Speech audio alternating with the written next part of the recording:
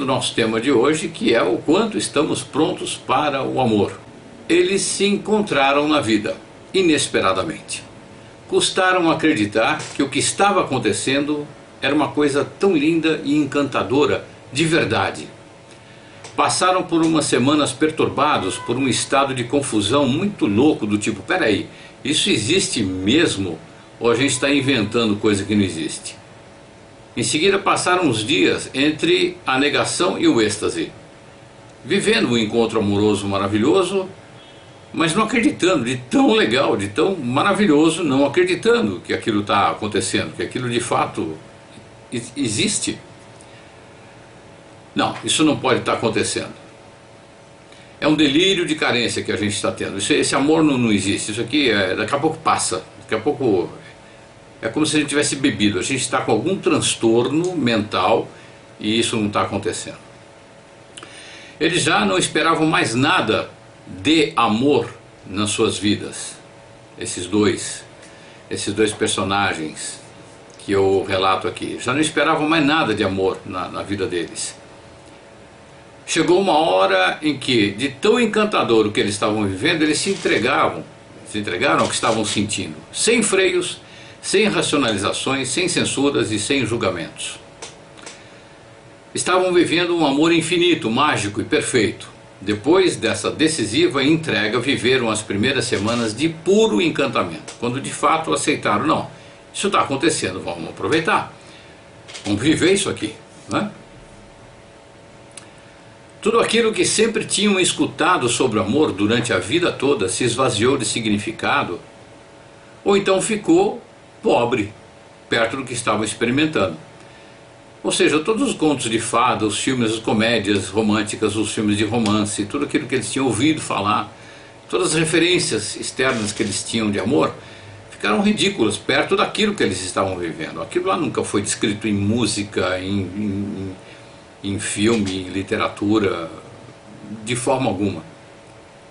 Não existia uma referência para o que eles estavam vivendo, de tão grande e tão bonito, não é? Notaram que o mundo falava apenas das migalhas e dos restos daquele banquete que eles estavam vivendo com plenitude. Ou seja, tudo aquilo que eles tinham de referência do amor na vida deles eram migalhas perto do que eles estavam experimentando. Quando eles olhavam para os demais amores em volta dos seres que não estavam vivenciando aquilo que eles estavam vivenciando, eles oscilavam entre o dó e a compaixão.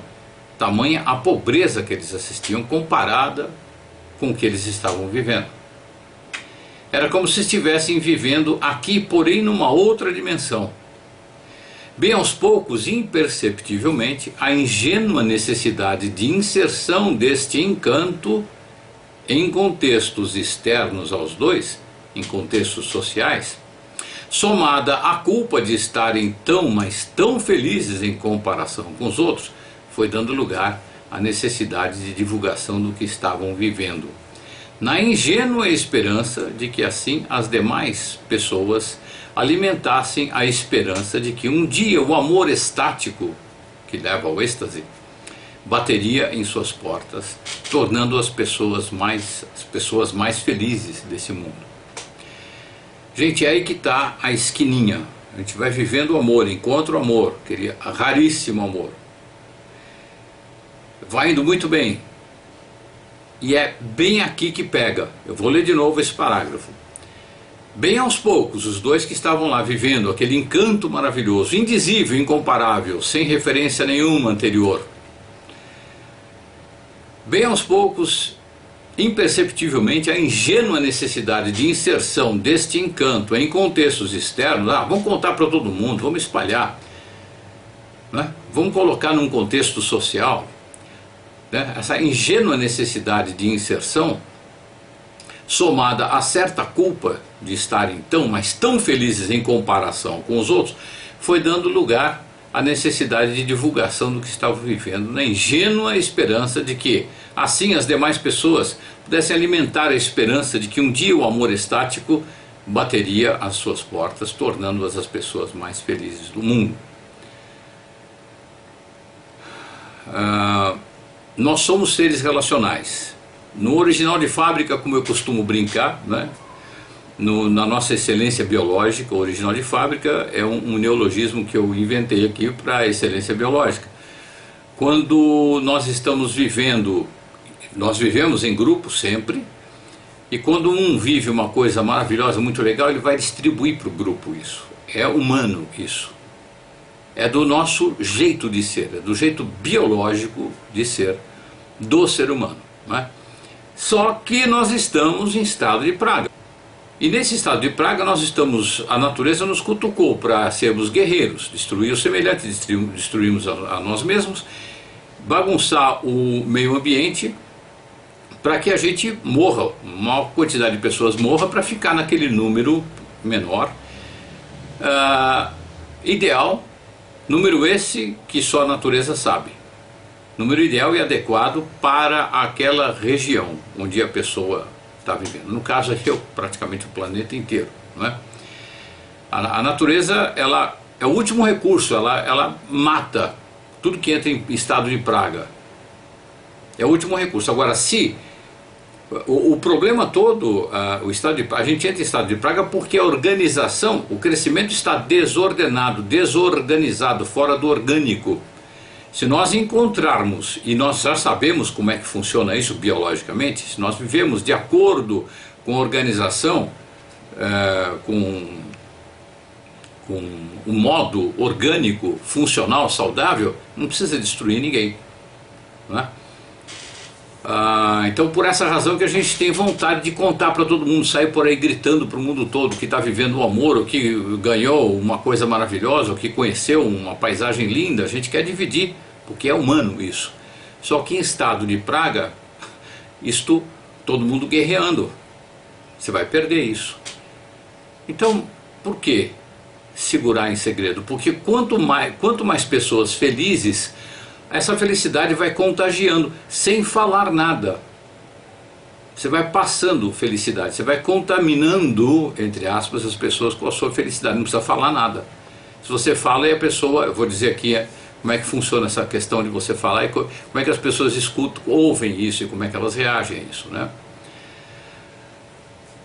Muito importante esse parágrafo aqui, gente. Bem aos poucos, aquele casal que estava lá vivendo um encanto amoroso, maravilhoso, a ingênua necessidade de inserção desse encanto em contextos externos aos dois, contextos sociais, somada a uma certa culpa de estarem mas tão felizes em comparação com os outros, foi dando lugar à necessidade de divulgação do que estavam vivendo, na ingênua esperança de que assim as demais pessoas alimentassem a esperança de que um dia um amor estático bateria às suas portas, tornando as pessoas mais felizes do mundo. Neste ato, depararam-se com o gradativo esvaziamento da magia que os envolvia até então. À medida em que foram falando, à medida que foram contextualizando. Não perceberam isso logo de cara, demorou o suficiente para secar aquele encanto. Não disse matar, secar. Até que um dia eles acordaram do que passaram a chamar de sonho, porque passou. O amor passa. Não é que passa. Quando a gente divulga em estado de praga, quando a gente divulga, é como se a gente fosse secado, a gente esvazia, a gente seca, é de dentro para fora. Há um vazamento de energia, há uma sugação de energia, há uma inveja, há competição, e por aí afora todos os outros detritos emocionais que a gente carrega, que a gente recebe, e acaba secando. Quando a gente fala, pô, fulano está secando, o outro fulano está secando mesmo, está tirando a vitalidade. E eles foram espalhando, até que um dia eles acordaram daquilo que passaram a chamar de sonho. Não era sonho, era um grande amor, mas aí ficou no passado, perdeu a referência, poxa, era um sonho. E tudo virou lembrança, virou música, virou pintura, dança e passado. Gosto sempre de convidar as pessoas a perceberem, a pesquisarem o quanto a arte é feita, a partir de amores não realizados. O quanto uma música foi feita a partir da vontade de viver um amor que não está realizado, ou de amor que acabou, que não existe mais, enfim, da frustração, a tal da dor de cotovelo, ou então a vontade de amar. Aí existem as músicas que são verdadeiras odes ao amor, ou seja, elas cantam o encanto do amor. Tem algumas, mas é interessante pesquisar o quanto de arte tem que nasce às custas de uma frustração amorosa, de uma insatisfação ou de uma não obtenção da vivência amorosa, né? A pessoa que tem sede de amor, que não viveu ainda. É interessante. Eu digo, até que um dia acordaram daquilo que passaram a chamar de sonho e tudo virou lembrança, virou música, virou pintura, filme, dança, virou passado. O mais não cabe no menos. Não adianta eu chegar para um grupo de pessoas que não sabe aquilo que eu estou vivendo e tentar explicar, e tentar contar. Não vão entender. Não vão perceber. Há uma força misteriosamente imbatível no segredo. E nesses casos ela é mais forte ainda. Muita gente sabe disso. Se você quiser colaborar para que uma determinada coisa não aconteça, ou que seja interrompida, divulgue-a. Se não, viva em segredo.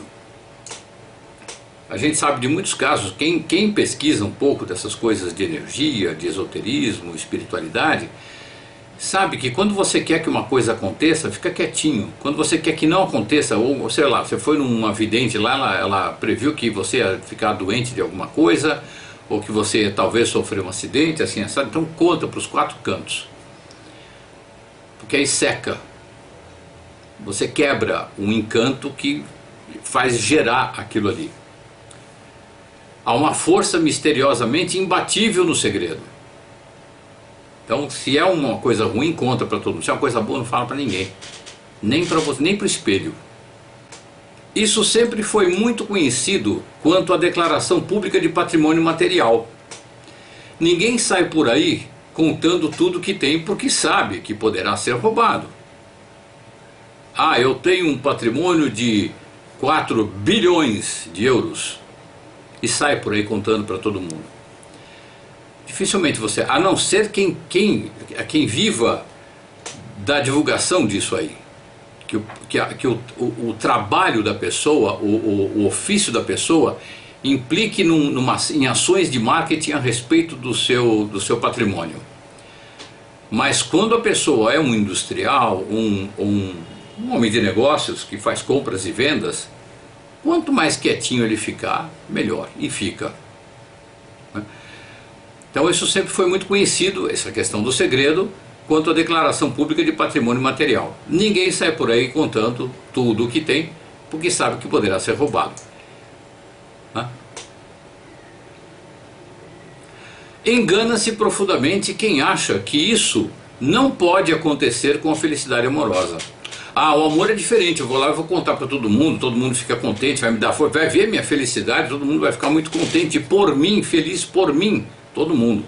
Eventualmente um grande amigo vai ficar feliz mesmo, mas não sei inconscientemente se tem ali uma invejazinha.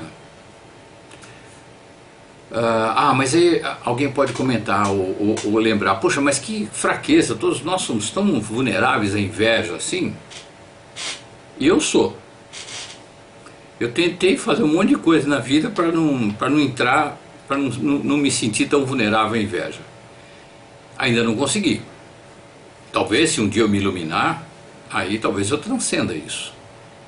Alguns iluminados que eu li, ou que eu conheci, transcenderam. Mas enquanto a gente não percebe que iluminou, que está iluminado, que transcendeu o ego, não é? É bom se prevenir. Não é? Então eu vou contar sobre o amor, falar que eu estou vivendo, nossa, que patrimônio. Pensando bem, quem tem 4 bilhões de euros trabalhou a vida toda para achar que com isso poderia ter um amor. E raro não consegue. Porque sabe que não é o dinheiro que traz isso. Aliás, ele até dificulta isso, dependendo de como a pessoa ganha a vida. Dependendo do trânsito social que tem essa pessoa. Dependendo da agenda que essa pessoa tem. Até pode ser um elemento impeditivo, dificultador. Então engana-se profundamente quem acha que essa divulgação não possa estragar, né, uma uma felicidade amorosa. Quem está morrendo de inanição afetiva comporta-se de forma voraz com quem está se fartando em um banquete. É só fazer o paralelo. Quem está morrendo de sede no deserto, vê um outro cara com uma garrafinha d'água lá fresquinha, tá, geladinha, uma garrafinha gostosa e tal, voa em cima. Voa em cima, é questão de sobrevivência, não é? Existe sim um roubo e um saque de energia. Lamentavelmente as vítimas só os percebem depois que foram subtraídas, que às vezes são traídas para serem subtraídas, né? Quando você conta uma coisa que o outro não sabe e não entende o que é, ele vai ficar apenas com o que você está sentindo em relação à coisa de que está falando. E se essa coisa é inacessível para ele, ele lamenta e ou inveja. Ele diz, nossa, que felicidade incrível, eu não sei como é que esse cara consegue estar dando risada. Eu já tive algumas vezes em algumas situações da vida em que eu estava muito alegre, muito feliz. Eu, na minha vida pessoal, sou muito brincalhão, sou bastante descontraído, sou bastante... gosto de fazer personagens, gosto do humor, eu cultivo o humor. E já algumas pessoas chegaram, posso saber a razão de tanta felicidade? Pessoas que perguntaram isso de forma incomodada, porque a felicidade incomoda. Quando a gente vivencia a felicidade explicitamente, ela, dependendo de com quem você está, isso incomoda. Porque a pessoa não entende, ela não alcança e sente que faz falta para ela, mas ela não tem acesso àquilo. Acontece da gente ser saqueado e surrupiado, subtraído quando a gente, energeticamente, quando você está muito bem. Então a melhor coisa aí é manter o segredo. Por tudo isso e por muito mais que é indizível, o segredo do amor é o segredo. Viver intensamente um grande amor beneficia até quem nem o conhece. É assim que eu encerro este primeiro post. Quando a gente tem aquela sensação de culpa ou aquela compaixão, aquela vontade de distribuir, de sair contando, olha, e o amor existe, eu estou vivendo um amor maravilhoso. Tenha esperança que um dia vai acontecer para você ou vai acontecer outra vez para você. Não precisa falar nada disso. Não é só porque vai te prejudicar a energia do outro eventualmente, a ação até do outro invejosa, poderá e irá te prejudicar, não é só por isso. Não é necessário, basta que você viva inteiramente este amor, você exala energia boa, basta isso. Você está vivendo uma grande felicidade, viva integralmente. Dentro desse esquema de praga, estado de praga, em que a felicidade alheia afronta e que as pessoas vão tentar destruir, o jeito construtivo de você viver o seu amor não é espalhando, falando, é espalhando a energia. Ela espalha naturalmente. Trate de viver bem o seu amor. Você já fez de tudo e já fez o melhor que você poderia fazer pelos outros, por quem você tem até uma certa compaixão, ou eventualmente até um dó, por não estarem vivendo esse amor. Vamos lá, então, seguindo aquele título que eu não coloquei, como estragar uma relação amorosa, é você espalhando para todo mundo. Número 1 nesse post, né?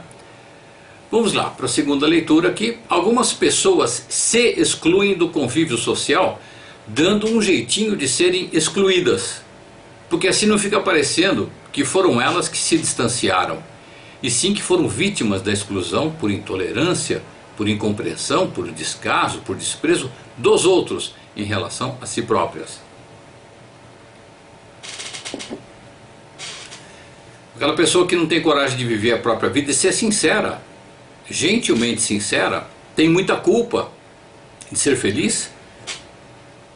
Não entendeu ainda que ser feliz já é virar um incenso de felicidade que exala felicidade e contamina os outros. Aquela pessoa que eventualmente gosta de viver uma vida um pouco mais reclusa, não isolada como um ermitão, mas um pouquinho mais discreto, mais reclusa, e se culpa em relação a isso, E ela se irrita muito com o convívio com as pessoas, porque eventualmente ela tem uma desafinidade muito grande. Ela está num padrão vibratório, num momento de vida, às vezes, que muito convívio, ou tais convívios, não são legais. Então elas ficam com raiva de terem que fazer concessões, porque entendem que tem equivocadamente que fazer concessões. Então elas se excluem do convívio social, mas elas não falam tchau, elas não somem das pessoas. Elas fazem com que as pessoas sumam da vida dela. Elas dão um jeitinho de serem excluídas, porque assim não fica parecendo que foram elas que se distanciaram, mas sim que elas foram vítimas da exclusão por intolerância, por incompreensão, por descaso, por desprezo dos outros. Olha como eu sou vítima, não é? Em relação a mim. Eu dei um jeitinho de ser excluído, mas ficou para o social e para o entorno as pessoas que fugiram da minha vida, né? Coitadinhas, fizeram de tudo para agradar sempre em primeiro lugar aos outros, e olhem só o que receberam em troca: o desprezo. Vítimas. Se foram mesmo excluídas, isso no caso delas terem sido excluídas, de fato a causa está na própria falta de percepção delas em relação ao outro. Não foram capazes de perceber para quem estavam dando e para quem estavam entregando o melhor de si, e obviamente foram usadas e abandonadas. Então foi falha de percepção. Nenhum problema com isso. Nada, não é para ninguém ficar se culpando, se mortificando, se flagelando, autoflagelando porque errou. Não, erro é o único jeito de aprender, errando, não é? E no outro caso, que é o objeto desse comentário aqui, por diversas razões as pessoas tornaram-se tão inconvenientes, tão desagradáveis, tão autocentradas e autorreferentes, que foram fazendo de si próprias pessoas verdadeiramente inconvivíveis, sob o pretexto de se autoaclamarem pessoas sinceras. Bom, eu sou sincero, viu? Eu falo na cara tudo que eu tenho que falar. A pessoa está fazendo de tudo para dar um pé no outro, para o outro sumir da vida dele. Só que ele não tem coragem de fazer isso sem dar um pé, sem ser truculento. De dizer, não, preciso ficar sozinho. Gosto de ficar mais isolado. Ah, é domingo de Páscoa, vai estar todo mundo reunido? Eu não estou afim. Eu vou estar até fazendo uma meditação, mandando uma energia boa para fulano, para cicrano, mas eu não estou me sentindo disponível para ir até lá ou para estar com quem quer que seja. Quero estar de tal forma. As pessoas não respeitam, porque a sociedade cobra muito, é guerra, não é? Muita cobrança. No entanto, é melhor, é muito menos pior, leiam da forma que quiserem, é muito menos pior e mais saudável você ficar vermelho de vergonha do que roxo de raiva por fazer uma concessão e estar lá sentado lá no dia de Páscoa, por exemplo. Eu estou dando o exemplo da Páscoa porque está próximo agora, e morrendo de ódio de todo mundo, e aí sendo sincero com todo mundo, tendo aqueles ataques de sincericídio, né? Então, essas pessoas que são extremamente reativas, você percebe que a pessoa não está afim de estar lá, e está reativa, ela está com raiva de todo mundo, e com raiva principalmente dela. Repito sempre aqui que a raiva é sempre raiva da gente mesmo. A pessoa está com raiva de si própria por não ter tido a coragem de não fazer aquela concessão. Aquela concessão implica em doença, em constrangimento para aquela pessoa, mas não teve a coragem de ficar vermelho de vergonha, digamos que, né? Não precisa nem ficar vermelho de vergonha, só fala um não e deixa os outros pensarem o que quiserem. Mas a pessoa não quis ficar vermelha de vergonha, vai ficar roxa de raiva depois. Aí vai cometer sincericídio, né? Sinceras nesse caso como um eufemismo para truculentas, mal educadas e arrogantes. Essas pessoas dificilmente saem dos seus territórios, justamente por não gostarem de pessoas. Acabam pegando bode de pessoas, porque se sentem obrigadas a conviver com pessoas e não gostam. Elas querem selecionar, mas não se sentem no direito de selecionar. Então elas acabam pegando bode preconceituoso em relação a todas as pessoas. Quando pouco perceptivas, elas entram em culpa por isso e dão um jeito de se mostrarem receptivas. Quando elas são pouco perceptivas, que é este caso que eu estou me referindo, a pessoa que não percebeu a sua condição, né, ela entra em culpa.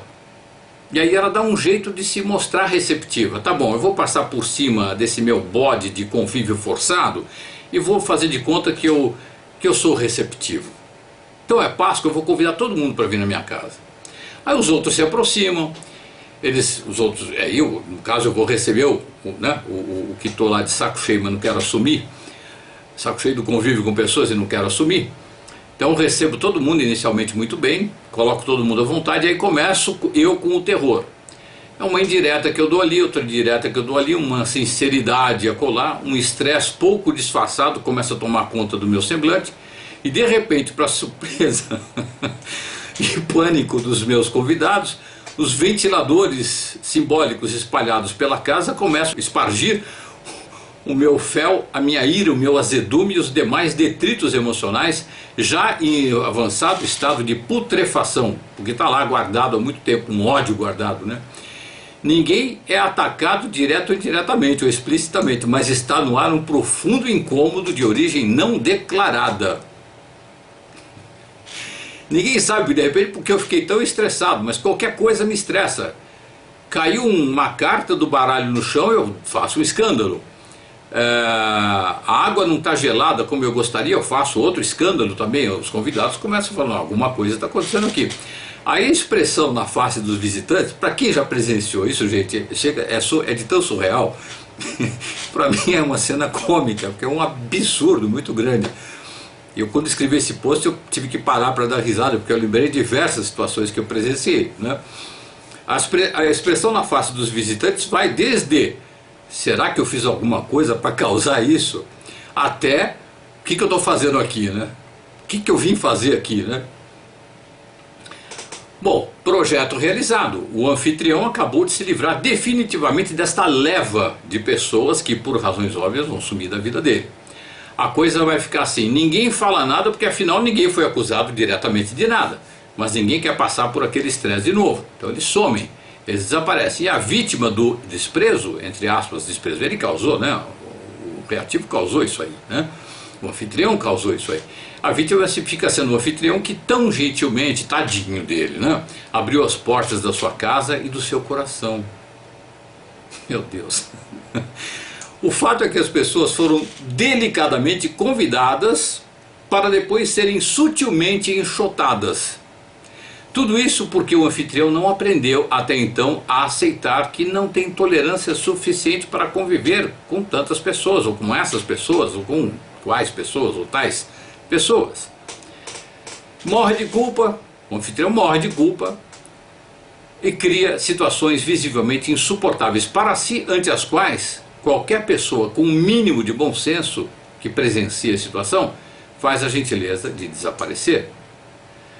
Quando não gostamos de muito convívio, é saudável não forçarmos a barra, só para darmos satisfações a terceiros. É muito importante que nos aceitemos como somos, com leveza, sem nos importarmos com o que os outros vão pensar da gente. Precisa ter essa coragem. Não há se você tem essa coragem, se nós temos a coragem de falar isso levemente, o jeito como você fala, o outro recebe leve. E se ele entender de forma pesada, é um problema dele, não seu. Mas se você aceita isso em você, você passa isso com paz. Olha, eu não vou lá, está tudo bem, eu não tenho muita vontade de ir lá. Mas vocês são objeto do meu afeto, são alvo do meu afeto. Com paz, aceitando, né? É simples. Quando a gente não está simples, aí fica complicado. Não há nada de doente em nos isolarmos e nem muito menos em convivermos com muitas pessoas. A doença está em não nos aceitarmos como somos. Essa é a questão. Sinta-se à vontade para viver à vontade. Vou reler aqui para todos, não sei se está muito claro, né? Sinta-se à vontade para viver a sua vontade. Essa é a sugestão. E agora vamos para o terceiro post. Este post que passou agora também traz assim uma resposta a pergunta, como estragar uma relação amorosa? Né? A pessoa não se dá o direito de viver uma relação amorosa, ela não se dá o direito de estar perto das pessoas que ela gosta e de não estar perto das pessoas que ela não gosta, ela tem direito de não gostar, então ela estraga as relações amorosas. Porque nesse balde todo de convidados, certamente tem 2 ou 3 ou 5 ali que a pessoa gosta, mas ela misturou aquela leva de pessoas naquele balde de pessoas que refletem o bode que ela tem do convívio. Então ela não aproveita a relação amorosa, ela sabota a relação amorosa dentro de si, com o outro dessa forma. Terceiro e último post, se você está vivendo um momento que chega a ser mágico, de tão maravilhoso, a minha sugestão é que você se entregue, relaxe, aproveite e desfrute com abandono, nunca esquecendo que não há nada que garanta a perpetuação desse momento. Você não tem garantia, não tem contrato, não tem nada que se possa fazer para perpetuar um momento. Ele é imponderável e não tem jeito. Mas existe uma forma bastante usual, inclusive, de estragar esse momento. É a de entrar com ações de controle, de manipulação, que juntas vão te colocar em tal estado de ansiedade que por si só fará com que você já não esteja mais vivendo esse momento.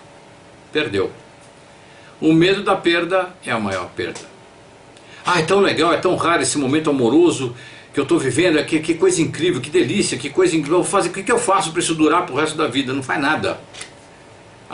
Na medida em que eu colocar a minha ação no sentido de manipular os acontecimentos, eles já não estão acontecendo. Porque o acontecimento em si, ele é fruto de tantos vetores, de tantas interferências, e isso é que é encantador, né? São tantas coisas agindo simultaneamente, e eu não estava ali com nenhum intuito manipulador. A gente tropeça, né? Amor e tropeção a gente só percebe depois. Não fala vou tropeçar e tropeça. Amor é a mesma coisa. Acontece. Quando eu entro com o interesse e a vontade de manipular para que aquilo continue, já não é mais aquilo. A partir do momento que eu entro com a manipulação, já não é mais aquilo com o que eu me encantei. Eu começo a me relacionar comigo nas pessoas ou na situação. Já não está mais acontecendo. Uma coisa é eu receber um carinho de alguém que vem e me faz um carinho. Outra coisa é eu pegar a mão da pessoa e ficar fazendo assim para fazer o carinho. É bom também. Eu entendo que seja bem mais gostoso você receber um carinho que te é dado espontaneamente, acontecendo. Momento é só não o possuindo que você o vive. Ou você produz ou você vive. Ou você controla ou você vive. O amor é a maior fonte de momentos maravilhosos que alguém pode desfrutar. Não há gesto, nem olhar, nem sorriso, nem carícia, nem abraço, nem toque que naturalmente se repitam. E é isso que é encantador no amor. A repetição já não é mais a coisa, é a vã tentativa de perpetuá-la. A repetição, eu vou racionalmente repetir o momento, tudo, vou fazer aquilo acontecer de novo. Ilusão.